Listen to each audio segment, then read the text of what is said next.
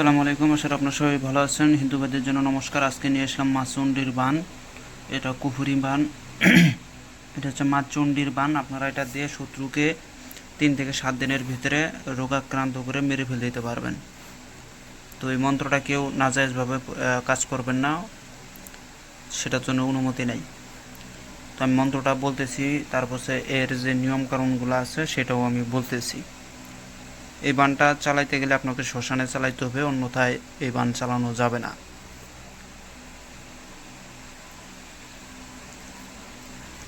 আমি কিছুদিন থেকে লক্ষ্য করতেছি যে আপনারা আমার চ্যানেলের ভিডিও ঠিকই দেখেন, কিন্তু লাইক করেন না, কমেন্ট খুব কম আসে। লাইক, কমেন্ট, শেয়ার তিনোটাই করবেন, তাহলে আমার ভিতরে মনে করেন যে আগ্রহ জাগে যে আমি কিছু ভালো ভালো ভিডিও দেই। তো আমি মন্ত্রটা আপনাদেরকে বলতেছি, আপনারা ধৈর্য সহকারে আগে শুনেন। বিসমিল্লাহির রহমানির রহিম। এখানে কিন্তু বানানগুলোর ভিতরে একটু হয়তো গোলমাল পাবেন, আমি ঠিক করে দিতেছি, আপনারা দেখেন আগে। সূর্য চন্দ্র চন্দ্রানী নবম অগ্নির অষ্টকট বিধর অমুকের পরাণ আত্মাধর। এই যে এটা কিন্তু আত্মাধর। রক্তের খোলাখলে ধরপর করে শ্রী চামুণ্ডার আতসী, শ্রী চামুণ্ডার আতস শ্মশানবাসী যজ্ঞ পিশাচ অমুকের আত্মা ধরে দে টান হৃৎপিণ্ড ছেড়ে বের হোক পরাণ। পঞ্চনয়ের নবম নামে দেহ পঞ্চনয়ের নবম নামে দেখ যম অমুককে ডাক। দোহাই লাগে মঙ্গল চণ্ডীর দেহের পরাণ বের হয়ে যাক। আজ্ঞা জমের সত্তা পূর্বের তিথা পশ্চিমে যা না হইলে দোহাই লাগে কুঞ্জুরে সীমা ফাতেমার মস্তক খা। পুতুল শ্মশানের তীর। এটাকে দিয়ে যদি আপনারা বান মারতে চান, সেক্ষেত্রে আপনারা কি করবেন, শ্মশানের যে মরা গুতানি বাঁশ আছে সেটা দিয়ে একটা তীর ধনুক বানিয়ে নেবেন, এবং শ্মশানের যে দড়ি আছে ওইটা দিয়ে তীর ধনুকটা সেটিং করে নেবেন।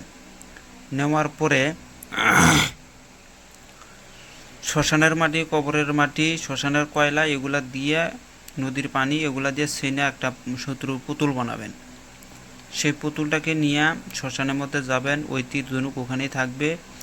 আপনারা কালো আসনের ভিতরে বসবেন, বৈশা শত্রুর বাড়ির দিকে মুখ করে পুতুলটাকে শোয়াবেন। পুতুলের ভিতরে এই মন্ত্রটা সর্বপ্রথম 7 বার পাঠ করে তখন কিন্তু পুতুলটাকে বানাইতে হবে। বানানোর শেষে তীর ধনুক যখন তার উপরে বিদ্ধ করবেন, তার আগে জবা ফুল রাখবেন, পুতুলকে সিঁদুর দিয়ে রাঙাবেন, কাপড় পরাবেন, মানে সুন্দর করে নেবেন। মেয়ে হলে মেয়ে, ছেলে হলে ছেলেভাবে পদ্ধতিটা অবলম্বন করবেন।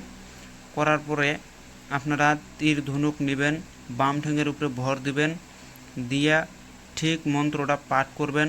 এই মন্ত্রটা 3 বার পাঠ করে একবার ওই ধনুকের মাথার মধ্যে, তীরের মাথার মধ্যে ফুঁক দিবেন। দিয়া ধনুক দিয়ে তীরটাকে একদম ঠিক ওর বুক বরাবর বিদ্ধ করবেন। আবার নেবেন, নিয়ে আবার মন্ত্রটা 3 বার পাঠ করে একটা ফুঁক দিবেন, দিয়ে আবার বিদ্ধ করবেন। এভাবে ঠিক 9 বার আপনাকে করতে হবে। 9 বার করলে পরে ওই শত্রুর উপরে যা বানটা অ্যাটাক হবে, শত্রুর বুকের ভিতর প্রচণ্ড ব্যথা সৃষ্টি হয়ে যাবে, পচারি ধরে যাবে। হ্যাঁ, কিন্তু আমি বলবো যে কেউ অন্যায়ভাবে এই কাজটা করবেন না। আমি সবাইকে অনুমতি দিতে পারলাম না এইসব বানের, এগুলো খারাপ বিদ্যা, তাই এসবের অনুমতি আমি দিতে পারলাম না। আপনারা স্ক্রিনশট দিয়ে নেন। যদিও আমার ভিডিওটা যদি অবশ্যই ভালো লাগে, অবশ্যই একটা লাইক, কমেন্ট, শেয়ার করবেন, পাশে থাকবেন। যেমন কমেন্ট করবেন, যেমন লাইক করবেন, আমি তেমনই ওই রকম ভিডিওগুলাই নিয়ে আসব। তো যাই হোক, সবাই ভালো থাকেন। খোদা হাফেজ। আসসালামু আলাইকুম।